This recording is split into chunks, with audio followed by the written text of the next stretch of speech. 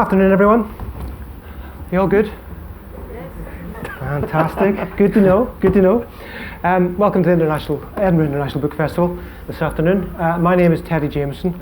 I'm a writer for the Herald and Sunday Herald, and it's my pleasure to be your chair for the next hour and introduce our two guests, which I'll do in a moment. It's a double pleasure because I think the first thing to say is it's great that the festival, after last year doing the whole stripped strand, has kind of continued that this year. I think it's really exciting that it's still here and there's still events like this coming on. And secondly, it's a pleasure to do it because, in a sense, we're, I think, this afternoon just rediscovering a book that was a bit lost when it came out originally. White Death, which is fresh from the printers. Charlie, very fresh. Very. Charlie and Lucky Robbie is here. I hadn't even seen a copy before about 10 minutes ago, actually. It originally came out in 1998, self-published effectively, I think. Yeah, totally, absolutely. Yeah. I mean, we formed a collective to publish it with some other friends that were had an equal love at the time for the European comics industry. That was what it was styled for originally. Yeah. So it came out, sold some copies, disappeared. There was, I think, one more reprint in America, and that was it. So it's really exciting in this the centenary year of the First World War to find a book that managed to actually discover a little corner of the war that maybe not so many people know about. So it's, as I say, it's a real pleasure to be here, and maybe I should do some introductions to get us started with. Just a reminder, phones off if no one has still got them on, that'd be good. On my right here with Charlie Adlard. Charlie, you may know. When he started doing work on White Death, actually, he had just come off a very successful run on a comic book called X-Files based on the old TV series, and in a way things have come full circle because now he's the artist of a comic that's become quite successful TV program, and I'm sure you may have heard of it, The Walking Dead. Charlie's also done lots of other stuff, but White Death, I think, maybe marks a beginning of something for both Charlie and Robbie in terms of realising what graphic novels could do. From Shrewsbury? Is it Shrewsbury or Shrewsbury? I never know. Depends what side of the river you live on. I call it Shrewsbury, but I'm posh, so... There we go. So you'll learn something today. And Charlie has worked with Robbie before. Robbie is originally from Helensburgh. When I interviewed him for the Herald last year, I introduced the piece by saying that he's one of those things that Scotland is actually still good at. We might not be good at football or running empires anymore, but we can still turn out Turner Prize winners and comic book creatives, and Robbie is very much one of those. And as long as there's rain in Scotland, there will be good writers, I think, because you have to stay in and do something. So Robbie has done, 2000 AD. In fact, they both have worked on Robbie's creation, Nikolai Dante, together. You've done Superman. You've done quite a few of the big characters. Yeah, pretty much every kind of tentpole. To a very small degree, both DC and Marvel. Exactly, and Robbie's obviously done Judge Dredd, but we're here today to talk about White Death. Oh, I should say that Charlie's coming back this evening to talk about Walking Dead. Still some tickets left if you're interested. But White Death is, I think, really interesting for two reasons. I mean, it's interesting because of it's an example of old-fashioned craft. So it's a lovely example of a writer and an artist really discovering what they can do with the form and really stretching themselves. I think if you've had the chance to read it, or if you get the chance to read it later on, it's a real sense of someone really spreading their wings a little. So if it didn't set the world alight when it was published originally, I think it started some flames, certainly. So let's please put our hands together and welcome Charlie and Robbie.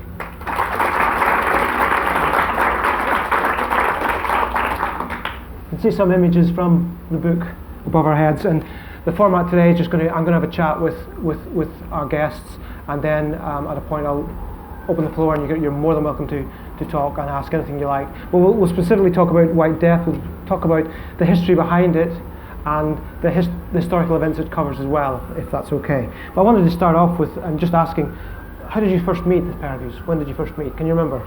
Oh God. A drunken evening at a London comics convention, probably, amazingly enough, about 20 years ago, which, considering we probably only look about 25, is hard to believe. I had seen, I think Charlie started out in comics a couple of years before me, So I had seen his artwork appearing in Judge Dredd and various comics, and when I started as a freelancer and getting stories bought, he was one of the artists I quite fancied meeting because I quite fancied working with him. And I guess that was it. You develop a friendship after you meet. And, yeah, I hope I'm not being presumptuous by saying friendship there, in case he shoves me off my chair. Well, I'm glad you ended up adding on to the fancy bit there. We were, anyway. But I just remember sort of encountering you and a bunch of other, not to lump you all into one big group, but a bunch of other Scottish creators. You all seem to sort of go around in one big group together. Safety in numbers. We were in London. And I do remember sort of, kind of not really differentiating between, the sort of 3 or 4 of you for quite a while. You were just like the Scottish guys that would turn up, and but then I finally did, realising that you wrote and other people just drew and blah, blah, blah. So it was just one of those things that kind of, I don't think there was any great moment. It was just... No, you just got to know people over the years, and as a writer, obviously, when you write comics strips, when you write the scripts, which basically your regular comic script looks very similar to a screenplay or a television script, but you can't do anything with that unless you have an artist to draw it. So obviously writers are probably always on the lookout for artists, so that was probably I'd have been stalking Charlie probably. Can you remember the first thing you did together? White Death? Was White Death the first thing you was, actually did? Well, sorry, carry on. Oh, well, we had talked about doing stuff, and I think maybe something had fallen through at the magazine, and then Charlie was working on the X-Files comic at the time, and then I figured, well, we'll be on that for ages, but... Well, and you'd also got to know a group of friends that I was already sort of with, a bunch of guys that we used to go to Angoulême together, which, if any of you don't know, is the biggest French comics festival in France, obviously, and it is arguably bigger than even somewhere like San Diego, which is, they all say, is the biggest comics convention in the States, and it takes over, basically it's a town of about 100,000 people, not a big French town, but it literally takes over the whole town. Imagine this book festival times 100, and you've got Angoulême. And so we used to go there as fans for a while. Not with you, Robbie, but the few years previous to us sort of really talking seriously about it. So we'd go there as fans, and then you sort of got to know everyone associated with that. And they'd already formed this little collective called Les Cartoonistes Dangereux, and they'd put out a few kind of little indie published sort of fanzines and things like that with a few cartoons, just to test the water. No one was particularly serious until White Death came along and everything came together, because you knew everyone associated with Les Cartoonists. I became a sort of honorary member of Les Cartoonistes Dangereux, even though I wasn't a cartoonist and I wasn't particularly dangerous. None of us were. Unless you're very tall and trip over me or something. You looked at us all, none of us were particularly dangereux. So, take us back to the late 90s. I want to just ask where you were in your own careers. You were just coming off X-Files, and which you hadn't really enjoyed, I guess. No. The first year was pretty good, but the second year was just horrible. I mean, on one side I was, everything that was associated at the time with the X-Files was doing really well. It was like a Midas touch of the X-Files. So the comic book was selling, thousands and thousands. So money-wise, it was great, but everything else-wise, it wasn't. Creatively, it was just becoming I was just hanging myself creatively with it in the end.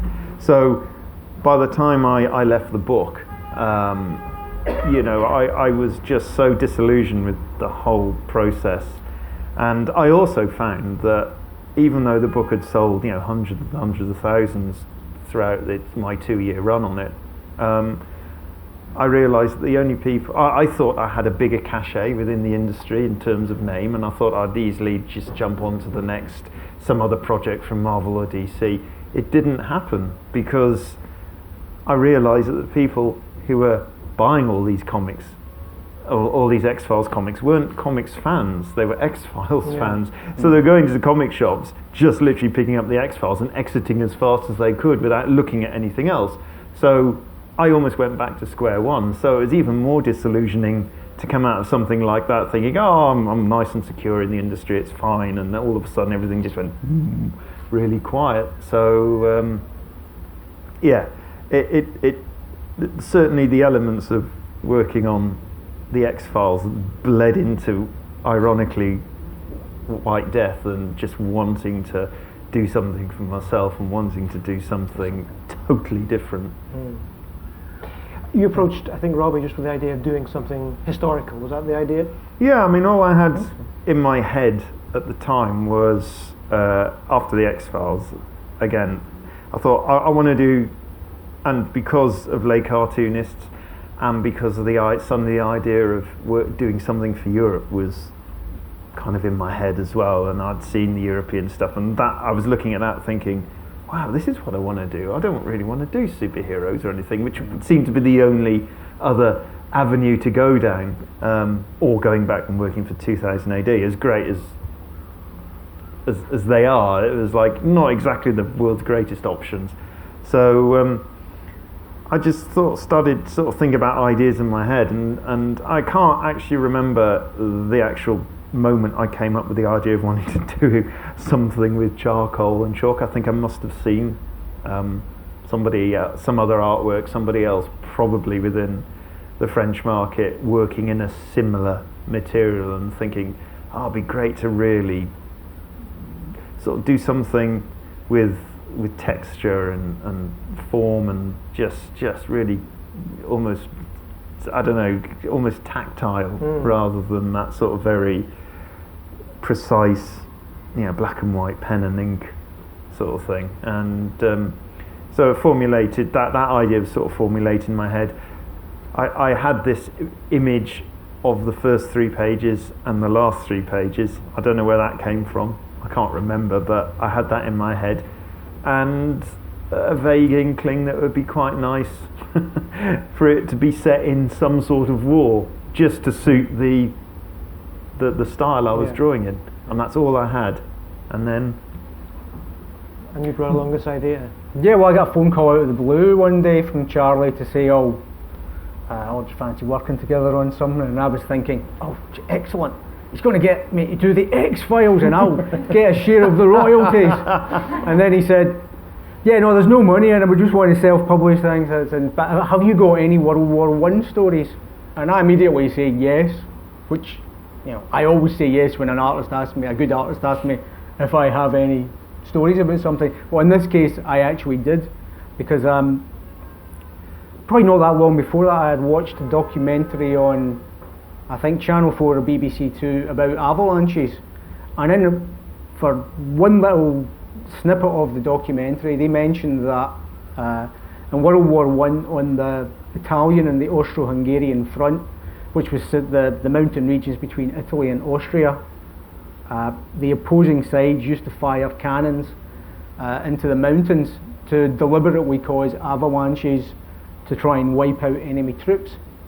And they reckoned that something like 60,000 to 100,000 troops were killed by avalanches in this region, which is a phenomenal figure in my head, and it just always stuck in the back of my head, because I thought, obviously, the idea of war is seen at the best of times, but in this, the very fact that they then seemed to be trying to turn nature into a weapon of war just struck me as even more obscene. And it just rested in the back of my head as one of these little nuggets of an idea that that's a good idea, but what am I going to do with it? And yeah, good timing, Charlie happened to turn up and ask, have you got any World War I stories? And then, especially when he described, I've been playing around doing, he's not going to be the standard comic book pencils and inks, it's going to be a combination of chalks and charcoals on a sort of grayscale paper, and I sort of thought, oh, well, that works really well for the idea of snow and dark mountains and the landscapes and just the avalanche, the whole concept. I thought, I think I might have the perfect idea for it. And it kind of developed from there. I think I went off. I don't think you hadn't shown me your first 3 pages or even mentioned it. I don't know about that. Because I think I went off and I was actually in Italy on holiday, and when I wrote out a very rough outline of the story and took the names of all the characters from a World War I memorial that was in the town that I was staying in, and I sent that off to you, and I think then, well, you come by, you sent these pages, you just drawn the first 3 pages. I went, oh, well, they're brilliant. I can't claim credit for them because Charlie's just drawing them. But sometimes it's nice that way, because then I immediately just incorporated those first 3 pages. There's the opening scene of the whole, and the closing scene as well. I'd like to talk a bit about the history there that you mentioned, and this notion of avalanches as a weapon of war. I mean, how often was it used? Do you have any idea how No, it's a very, from what I can gather, I think there's more information coming about out now. In fact, a couple of years ago there was a book written called The White War. But at the time there was very little. I could find very little research material on it. It's just a little known. What it was almost like the same idea as trench warfare, where you had these 2 sides stuck and moving a little bit forward, moving a little bit back, and thousands and thousands of lives thrown away pointlessly in the middle of it. Except instead of trench warfare, this was played out in the mountain regions and the heights of the mountains, and it just all struck me as, why isn't this a better known part of of the war? Well, let's talk a bit about research, because obviously, as you say, it isn't particularly well known. I mean, and this is in the days before Google, remember? My goodness. What did we used to do back then? I can't remember. Read books and things. I literally just read as many various histories of World War I. It would always be mentioned in just a page here or a page there. And I mean, so long ago I can't even remember what research stuff I read. And I reread, with the one book that I can think of that is set in that region is Ernest Hemingway's Room of the Bell Tolls. Yeah, no, the other one. Who remembers? What's the other Hemingway one? Any Hemingway? A Farewell to Arms. Sorry, that's the one. A Farewell to Arms is actually set in that. It is. In that period, and because Ernest Hemingway was actually drove an ambulance in that time, and in my original idea for White Death, if it had been 200 pages instead of 100 pages, Ernest Hemingway would have turned up in a small cameo appearance, as would Mussolini if I had my original way, because Mussolini at the time was a reporter. He was a war reporter, and he covered the conflict at the time. But I would have loved to have got that, but it was just for, I mean, we were self-publishing, and basically Charlie was self-publishing, and then with his X-Files royalties, and putting his money where his mouth is, and actually, so it could only be a certain age, If when this one takes off and you sell 100,000 copies, you can then give us a director's cut. We can do that. Exactly. The director's cut, as they call 100 pages. But no, it's interesting. I mean, I remember, I can't remember the first year I got a computer, but I don't think I had a computer even when we were doing this. Because I do remember a conversation with Stefan Petruka, who originally wrote the X-Files, and remember him, it must have been a phone conversation, because that's the only way we must have communicated. Him actually saying, have you heard this thing about email? We can communicate, directly over computers and blah, blah, blah. I was thinking, oh, no, that sounds too much like, I've got to go and buy a computer to do that. That seems ridiculous, So, if I had a computer then, I probably wasn't using it to any degree then. So, literally all my research was the old style, buying books, going down to the library. I photocopied so much stuff from the, well, I'd say so much stuff, there was only a limited amount I could photocopy on a specific, like Robbie was saying, a specific tiny bit of the war, which isn't that well documented. So, God, if I had a Google image search now, it would have been so much easier. I mean, I have clicked every now and again, and lots of stuff Yeah. comes up now. You think, oh, if only we, if only. we had that Yeah, back then. yeah. Well, you still were able to research, for example, early 20th century condoms, which was a scene as a sex scene. Oh yeah, don't know. But again, that would have come from the research that I'd seen. It's the sheep gut The used condom. condom that had been handed down in the family, which that would have came from a piece of research that I had read and just incorporated in it. Just in your own stories, I mean, in your own family stories, have you got kind of First World War stories where they're kind of grandparents or great grandparents who fought, served? Do you know? I don't. My particular family story goes back to World War II. I'm really not that clued up personally on World War One. I remember there was a grave we visited in a small town near where I live, of I think a great grandfather that had fought in the First World War, but I'm not absolutely sure of his involvement. So I haven't really got any personal connections that I know of with the Great War. No. Robbie, you anything? Nothing. I certainly there were on my dad's side. I think older relatives would have fought in World War One, but nothing that I really know. I remember more stories of World War Two and of uncles of my dad had been there. But exactly, because it's interesting. We're in the centenary year, and it is a war that's kind of almost beyond the edge of memory, isn't it? Really, for most of us, not all of us, but we some of us will have grandparents who fought. I think I did have certainly, but unfortunately, we're getting to that stage where time passes and it becomes history, doesn't it? It's a weird thing to be when you were younger, in your 20s, or to have known possibly people that had fought in World War One, and now it's almost beyond reach. And it's weird to be part of it becoming almost proper history. It feels like history when everyone's dead, that's been involved with something. So the only way you can get information is through other media rather than actual personal stories. It is kind of odd that way, and we're getting there with World War II soon, aren't we? Will we? So, I mean, I guess we're all of a similar age. So, I guess anyone who's kind of 40, 50 up grew up with war comics. That was part of the kind of terrain of our childhood. Victor, Hotspur, all those things. Was those things you read as kids?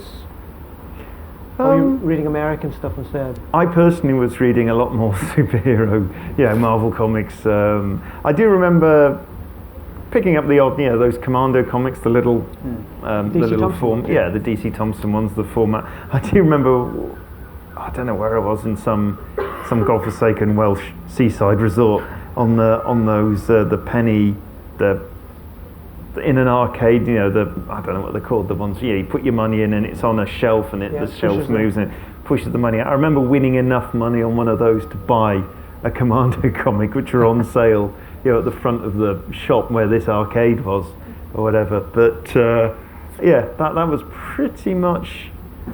I was slightly beyond, because when I got to reading things like 2000 AD and stuff, that would have been sort of late 70s, so I'd have been 13, 14, something like that.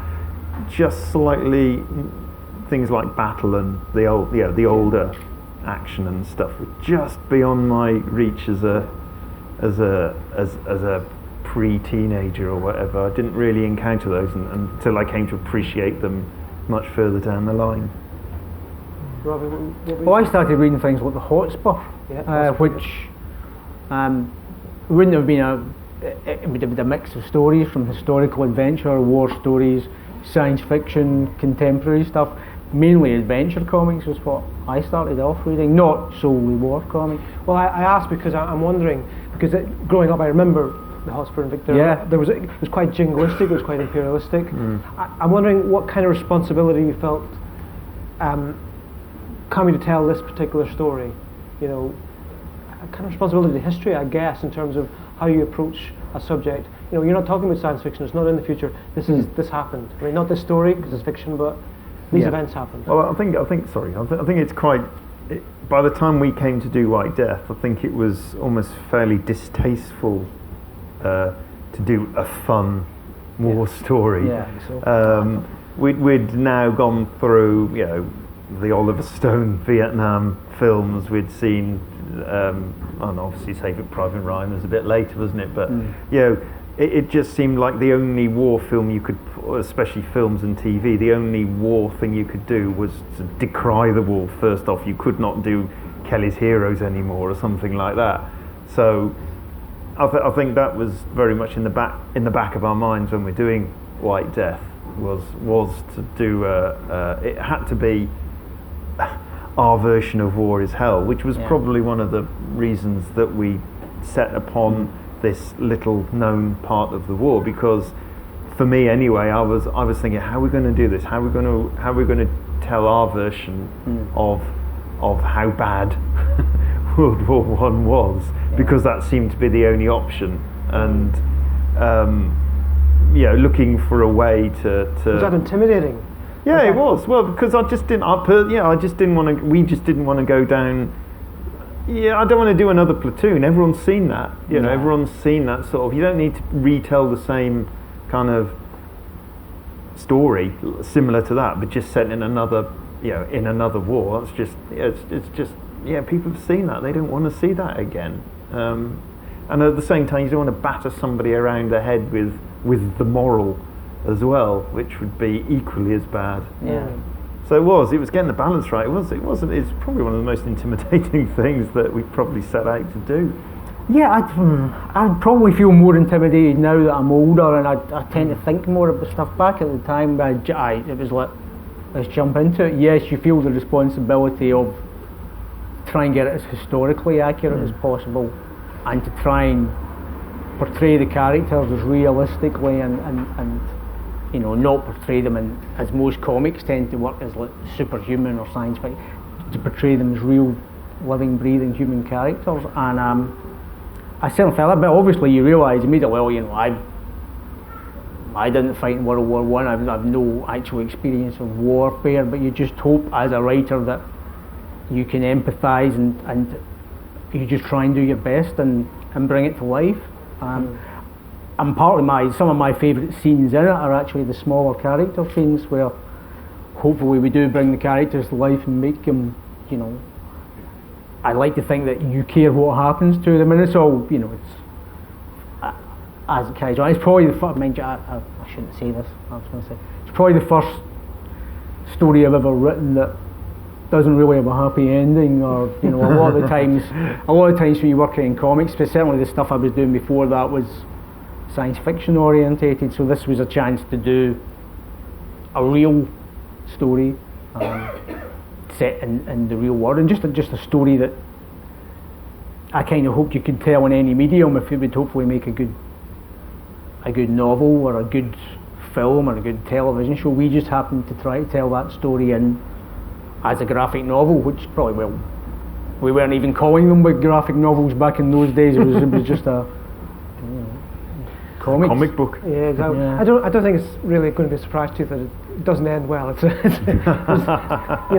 unfortunately a lot of death and destruction in it. But actually, one of the interesting characters in it is, I don't call him the villain. He's the anti-hero in it. Orsini. He's the kind of commander of the thing, and he has a philosophy, and it's a horrible philosophy. It's an evil philosophy, but it sums up that phrase, "Life is war." So there's kind of you've been thinking through, well, how do you get through this experience? I guess, and that was one particular way in which. Well, he decided to turn himself into almost a figure of hate or a monster, but again, that's actually one of my favourite scenes again towards the end of the book, where hopefully maybe you get an insight into this character who's sent men to their deaths and quite coldly and shows no compassion or he's almost cruel in some respects, but he kind of believes what he's doing is right, or he not even so much that he believes it's right, he just believes this is the way the world works, and it's kill or be killed in some ways, and if that means his men get killed while that furthers his career in some way, then it works. Interestingly enough, we did, you probably might not even remember this, we did actually talk about doing a sequel to it, which would focus on Yes. Orsini right. after the war, but as he returns to peacetime and basically finds that all the things he's done don't really give him any standing in society, and then he gets involved with what would be the early beginning, well, not the early beginnings, but the mafia of that period, and sort of carries on that way. But well, That's coming after the director's yeah, cut. it's one of those ones that'll be in the back burner. It's only been in the back burner since 1999. So If we sell 100,000 copies, we might consider yeah. a sequel. Well, what did White Death mean for you two when you actually completed it? And okay, it didn't set the world on fire, but it obviously meant something creatively to both of you. No, I always go back to it, and I always said in many interviews, it's one of the proudest things I've ever done. I'm still immensely proud. Obviously, 16, 17 years down the line, there are pages I look at, and for me personally, artwork-wise, I grind my teeth and, oh God, I could have drawn that better. But I have to get over that hurdle. That's almost a minor thing. It's just I have to see it as a piece of my own history, and because of that, I think from the circumstances it came out of and what we all did with it, and actually, forming a collective to publish it, going to Angoulême that we did a couple of times, I remember going to Angoulême, saw this suitcase just full of, White Death's book is the heaviest thing I've ever carried in my life, and things like this, just kind of, for want of better words, flying by the seat of your pants, sort of thing. It was so different to anything else I'd done, and the experience gained from that was incredible, and arguably it did lead on to indirectly to other self-published things, and eventually The Walking Dead, which it made me aware of the possibilities of doing stuff for yourself. I made no money out of it whatsoever, but the experience gained and just I suppose the proud feeling I have from Satisfaction. it is satisfaction is just almost worth all the the money spent. And did it change how you kind of approached, drawing comics? Do you think just from that experience? I think subtly, yes. I mean, not majorly. I mean, after I finished, I went back to drawing. I can't remember what I worked on post that. It's probably something for 2000 or the Dread magazine, something like that. So I was back to pen and ink again, but I had to earn a living somehow. Sure. I'd spent all my money, so I had to get back in and just do the work for hire stuff. But it had set just a light had turned on in the back of my head, which would obviously see fruition as the years went on. For you, Robbie? Oh, certainly one of the projects I'm proudest of, yeah. I probably view it with a slight frustration in that I would have liked to have done more things along those lines. I mean, since then, I've probably still, it's like Charlie says, you have to make a living, so I've probably done more of the science fiction and the superhero things than I would have really liked, but I would quite like to pursue, not war stories necessarily, but just different genres, different kinds of stories in the comics format. I think that's what I'd like to do more of. So I'm slightly, while I'm hugely proud of it, I'm still slightly frustrated that I haven't done more things like that. So that's down to me, isn't it? I have to then. Was it changing at all? Do you think it'd be easier now to do White Death in 2014 than it was back in 1998? I think it'd be easier to get a publisher, regardless of our cachet now as creators or whatever. I think it'd be easier to get it published, and probably easier to make more of a success of it. I think a lot more people are open to creator-owned comic books now as they were when we did it. It was I won't say it was a new thing. People have done creator-owned comic books from year dot, but the awareness of them, I think, is certainly a lot more than it was when we first did it. And that's nothing to do with White Death per se. I think just the general awareness has got bigger. So I think we could have easily have got it out under a publisher for starters. So I wouldn't have had to put my own money in. So there would have been that. The market has changed. I mean, it's still hard to get. Well, it's like most publishing ventures. It's still hard to get things like that off the ground, and get a big enough advance for someone to work on it, because it's obviously when publishers are looking at publishing graphic novels, the costs are higher because basically there's an artist has to draw it and a writer writes it, so they cost more to do than your regular publishers. So it's still hard to get them out there, but people are more open to the format. And do you think there's something about let's talk about the form a little bit, and ask, when you're dealing with something like White Death, what can this form, what can the graphic form do that, you've talked about films and stuff like that, what can it do that can't, or how can it do it differently, do you think? Well, go on. What's the saying? A picture is worth 1,000 words. Or what I like about comics is there's something. When I first got into comics, in my head, I loved novels, I loved films. In my head, I thought comics is a combination of both of them, and that's kind of why I was drawn to it. But obviously, once you start working in it and writing for it, you realise that's nonsense. Comics is a medium in its own right.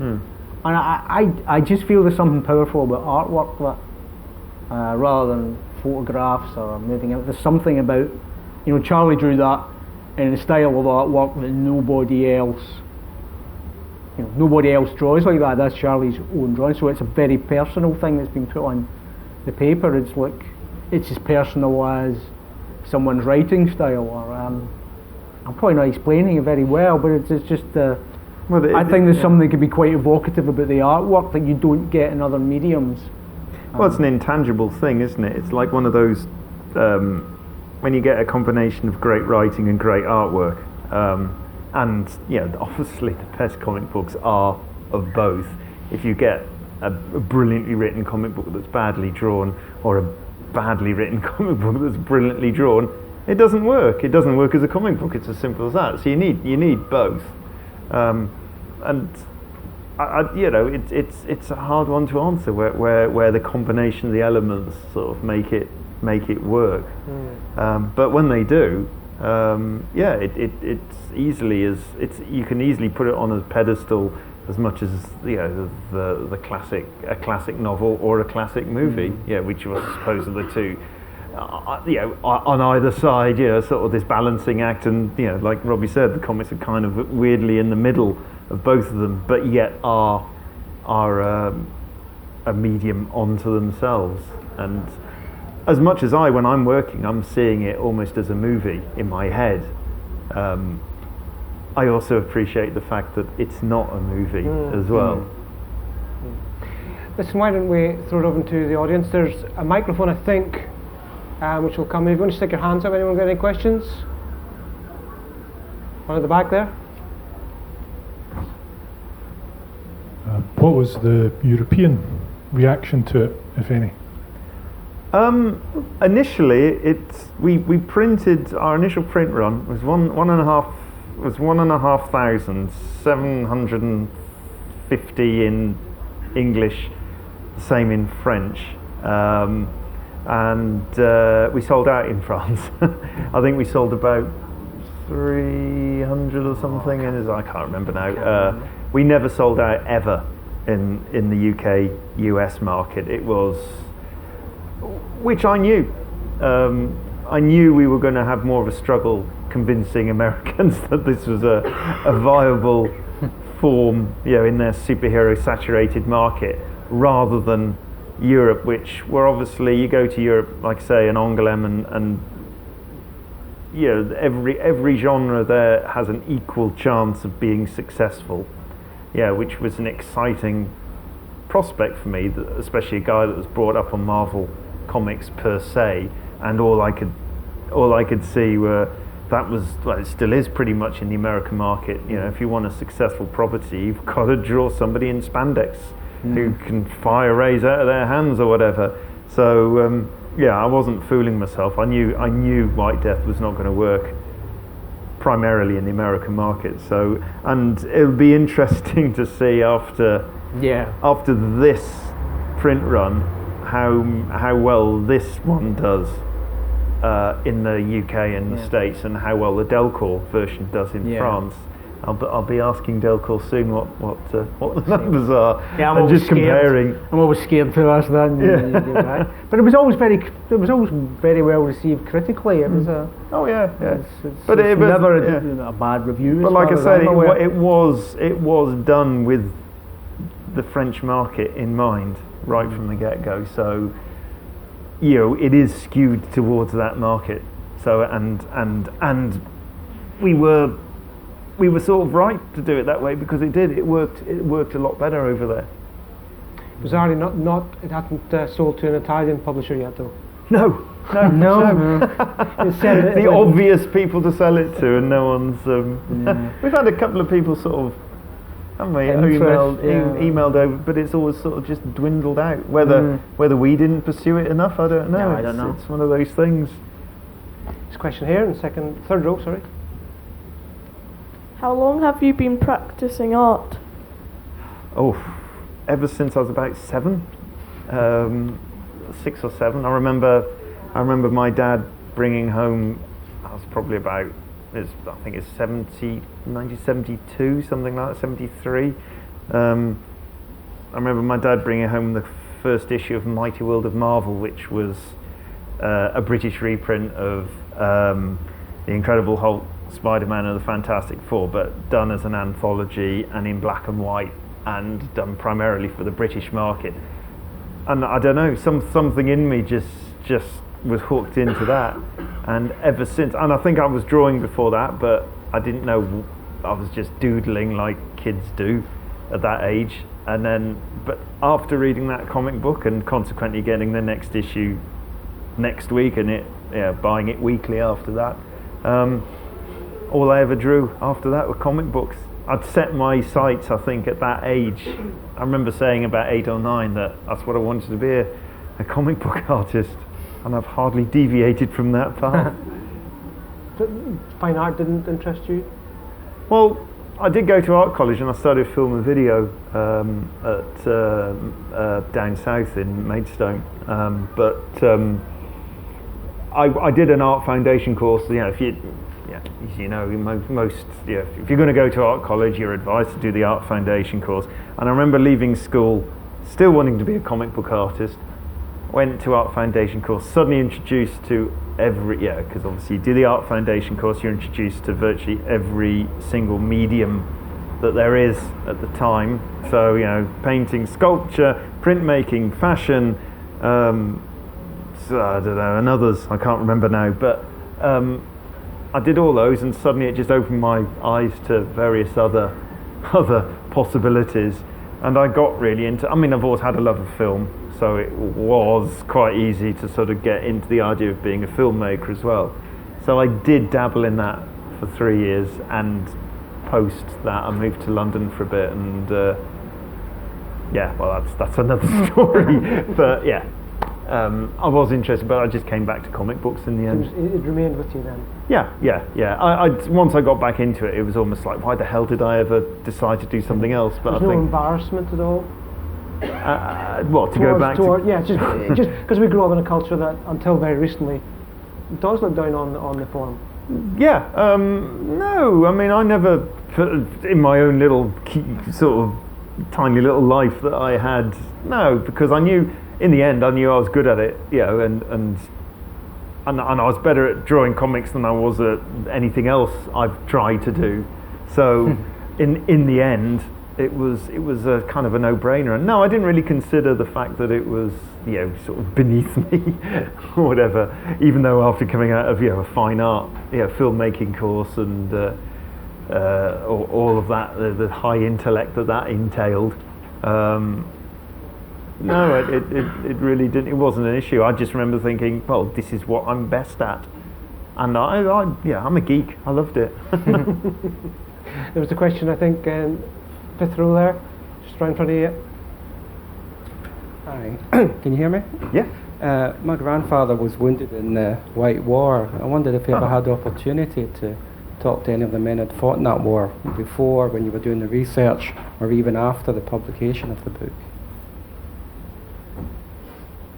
No, I'm afraid not. No, I mean, when I was researching, I was, you know, I had no access. I didn't know how to contact anybody. It would be very different if I was doing it today, because with the internet, you could have put something on Twitter, you could have went out and found people. But at that time, you were literally, I was trawling through books in the library, or articles, or microfiches at the library, and I sat in the Mitchell Library for an age, going through old World War I documentaries to get little bits of footage of. I mean, the whole term, the White War, seems quite recent that they've started to call it that. And so no, it would have been great to do it, because it would have been so helpful, just as me as a writer telling the story, to have a personal, you know, to the experiences of someone who actually had been there, would have probably made it a far better book than it is. But as I said at the time, I did the best job I could to try and track down the research. But did your grandfather? Did you say? Yeah. Did he talk about the avalanches? No, they were. And my own family mentioned avalanches, although my grandfather died when I was still young. He was one of the Carabinieri. yeah. They were like, although the policemen are also paramilitary units, so they actually fight in wars. Yeah. Anyway, he was, that was his story, as it were. No. There's one just here, and then I'll get you. Hi. Hello. Sorry. Your other art, comic books are done in like ink. Have you ever thought of going back to, or have you ever gone back to doing like chalk and charcoal with your artwork? Not really. I mean, there's always the possibility. It's just the White Death was such a unique project that I felt that if I use that technique for anything else, it would almost dilute this project, because I chose it specifically to do this book in. Never say never again, obviously, but you need to find another new technique for a new sort of story. Precisely, yeah. But I mean, if we ever do a sequel, there's always a return to that. The thing we use doing the chalk and the charcoal thing is you just end up clouds of dust everywhere, so it's like Charlie's studio would look as though it had been a charcoal explosion. Well, the irony is that I'm quite a tidy, very tidy person, and I actually do, unlike probably 95% of artists, have a very, very clean studio by the very nature, because most of the work is pen and ink, so you don't really get messy with that. But for that, however many months I did the book for, I just had to accept it and almost gird my loins into the fact that I was going to look like Pigpen from Charlie Brown every day, because I would just emerge from clouds of charcoal and chalk. My drawing board looked like a version of the paper. By the end of every day, it would just be this sort of grey kind of mess, and everywhere was just covered in just charcoal. And that was part of the process I hated, because it was just going against my sort of You also had to draw it extra large as well, didn't you? Because of the amount of detail you could get into the chalk. The charcoal pencil. You had to it was like twice the size of a regular comic page. One thing we talked about, I said to Robbie, we cannot do more than really 4 panels a page as well, because if you're shrinking it too much, I was basically using, I felt a Neanderthal man almost, with sort of, bits of chalk, that you can't get much accuracy with that. Charcoal sticks, so you can imagine, again, big thick lines. By its very nature, it had to be big and it had to be minimal panels. Probably one of the reasons why the book is actually 100 pages long. We could have probably done it as a classic 48-page European French album if we could have done it as sort of 8, 9, 10 panels per page. And probably you've sold even more in France then, because it would have been the classic shape. It would fitted everyone's shelves, etc., etc. But you know, the very nature of the beast, it had to be in that format. So, you know, like I say, I'll who knows? One day I might fancy drawing something else in charcoal and chalk. I mean, the cover, that was the last thing I did actually, and that was. It was either late last year or early this year, so I have returned to it, just albeit briefly, for a morning or however long it took to draw that. But generally, you know, it was a very unique thing for the book. There's a question here, this gentleman in the glasses. There's been renewed interest in First World War artists recently, and they covered snow in the Western Front and Russia as well as the Alps. Have had a chance to examine that and see how they treated the subject? No, I'm probably slightly, just on a purely selfish level, slightly scared to, in case everybody else does it better than I did. So no, I haven't really cared. It's just one of them. I tend to be, when I write stuff, I tend to be immerse myself in research at the time, but then when I finish the project, sometimes it's as if your mind's gone blank. 'Cause I don't remember much of the research and the stuff I was reading. That if I was going back to it, then I would start. Your brain starts to create every sort of as much information as possible so I can write about something. But when I'm not actually working on the story, I tend to, I haven't. Well, it was funny, wasn't it, when the original White Death launched. We'd come out just virtually within weeks of a French book by the acclaimed comic book writer, artist Tardy, and he'd written and drawn this, which has now become a French comic book classic. It's just called The War in the Trenches, obviously set on the Western Front. And we were always wondering if Tardy, who was this big French superstar, had heard of our little book, and it did filter down that he had heard of it, and we never really got what he thought of it, but I always got the impression he thought we were ripping him off. How dare these interlopers come into France, and so there was a slight intimidation there when we launched, because of the comparative that we thought, oh God, are we going to be compared to this major release in French comic books, which did actually go on to sell, I presume, a couple of shed copies. loads. A couple of copies more than ours, perhaps. Sorry, a couple of questions here as well. Just beside you there. If you were working today in the position that you were in, publishing White Death, forming collectives, and without the clout that you have now, if you were doing all of this again in 2014, is there anything that you would do differently, and are there any new opportunities that you would now take advantage of, like social media or? Oh, absolutely, yeah. I mean, as I said before, it is a lot easier to do it nowadays, especially obviously, advertising wise. There's various, obviously with social networking and everything now, you can get the information out. It's all that is fairly obvious. I mean, you're talking about if we were in a similar position now, so without the clout. The internet certainly opened stuff. It's very easy to get. Nowadays, it's very I've done much of it, but it's very easy to just you can put a story or a comic strip out on the internet, and it won't cost you any money, other than your time and effort of writing and drawing the story. And this was back in and even actual printing hard copies, printing costs have come down quite a bit. So it was expensive to print. It was. Well, Charlie, I can say that I did actually. I think I bought him lunch at the time or something. Maybe just thanks, Charlie.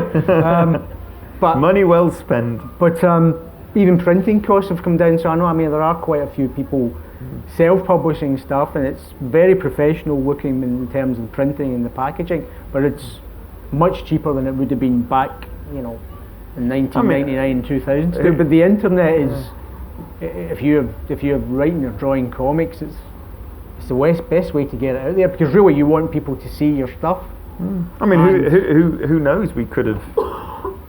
I don't know if we would have come to this decision today now, but we could have easily have, produced the artwork, put it all online, and then seen if there was enough interest. Then we could have printed it. You know, you don't know. We could have gone down that route, which is a lot safer route to travel than obviously what we had 16 years ago, which was just literally flying by the seat of your pants and just fingers crossed hoping that people are going to buy this book. And back then there was limited resources as to telling retailers about it, or bookshops, or just getting it out there. Nowadays technology has moved on and made that a hell of a lot easier. Maybe one more question. Gentleman here has been desperate to ask a question. I have to keep it quick though, I'm afraid. Make it a good one. You talked about the superhero saturated American comics market. How much do you think the English language comics market has changed since the mid-90s or since the mid-80s, say, in terms of diversity of genres and so forth, and in terms of the volume of different things that get sold as opposed to very small things? I mean, it's changed a lot and it hasn't at the same time. I mean, I'm particularly excited about the industry in America more so now, because certain comics have come out in the last 10 years that have proven that there is more beyond superheroes. I mean, obviously Walking Dead, yes, I know, but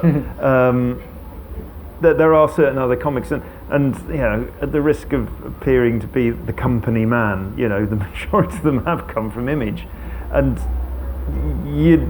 but what's great about Image, it's gone from being when it first started, this creator-owned comic book company, but unfortunately the creators then, all they wanted to do was superheroes. Then when that all sort of collapsed, it became almost a tiny little insignificant indie publisher. But then something happened with Image, that it started to grow, and a lot of it's down to Eric Stevenson, who's the editor-in-chief, arguably, I can't remember his job title, but the publisher of Image Comics. He's sort of kind of taken it over, and he's just brought in over a period of time creators just to raise its profile. And now what I'm finding is creators are coming in from American creators and British creators are coming over to Image, who have been working on superhero titles for a long time and doing their own thing, and are publicly going, on social media and everything, saying this is what they've always wanted to do, which I think is bleeding down to the public, and the public are seeing this, and now sort of seeing, the fanboys and everything are seeing beyond the fact that there is more to life than Batman, Superman, Spider-Man, whatever. And this is quite interesting. This isn't about superheroes, and it's creator-owned, and it's new concepts. So it's a small chink in the armour of the big two at the minute. Hopefully it'll be a larger chink. And it's not just Image. There are other companies out there doing the same thing. Image are probably the big poster boy of this sort of renaissance at the time. So I think it's an exciting time for comic books. I think things have definitely changed for the better. I think there's still a long way to go, but the very fact that we are sitting here at the Edinburgh Book Festival talking about White Death, and there are numerous other graphic novel or comic book related events on at the festival this year. 5 years ago that probably wouldn't have been the case. There wouldn't have been, you might have had one event and it would have been a very famous. So it's slowly but surely moving. I mean, I look forward to the point where it's okay. Unfortunately, we are out of time. We're actually over time. Charlie is back again this evening. There may still be tickets left to hear me talking about The Walking Dead. We're both going over to the signing session now in the tent next door. Robbie's got a certain Doctor Who comic coming out in a few months, so that might be one to look out for. But please, just finally then say thank you very much to our guests.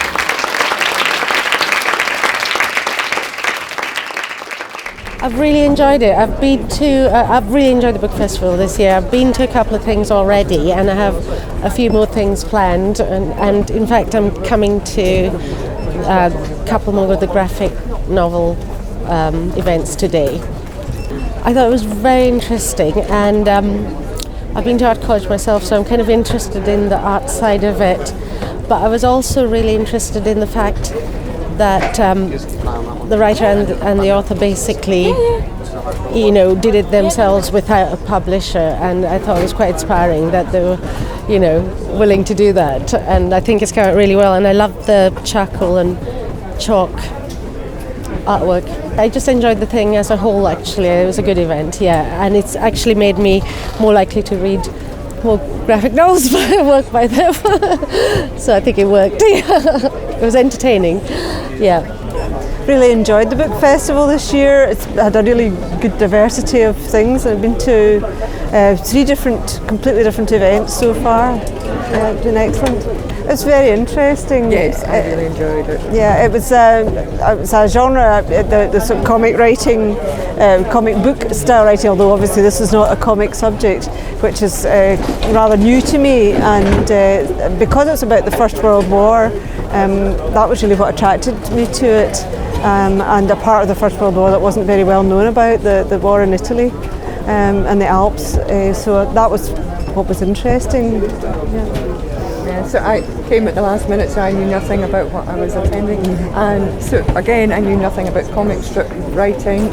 I recognised the picture from being on the TV, and I knew nothing about the avalanche and the story. So it was doubly good and doubly interesting. Well, I think the interesting thing was what they were saying about the huge change in the digital age has made, and that how much easier it would have been for them to do it if they'd been doing it now rather than back in the about 1990 when they did it. I thought that was really interesting. That we actually hasn't hit us how much of a change the digital revolution has made to books and publishing, I suppose. Yes, because it was a self-published book and it obviously cost them a fortune. And the research would have been a lot easier if they'd been able to Google things. Yeah, I thought that was interesting. No, another good book festival. I'll get back again next year. It's been quite an interesting book festival. This is my second talk that I've been. And it's quite interesting so far, yeah. And it's good that the Strict that was organised last year continues this year for fans of graphic novels like myself. It was a very interesting event. I think it was interesting how they described the creative process for the book, and that the book was done about 10 years ago, and they self-published and then they persisted, and eventually now it's properly published for the wider public. So I think it shows to people that are interested in that particular medium what has changed in terms of graphic novels and people being interested in them more than the superhero stuff. I think my highlight of the event was the creative process, how they described meeting each other and starting to draw together. They started from an idea of them wanting to use particular types of drawing, like the chalk and the charcoal, and then starting, we'll write about a war, and combination of 2 people kind of thinking together about how to produce something.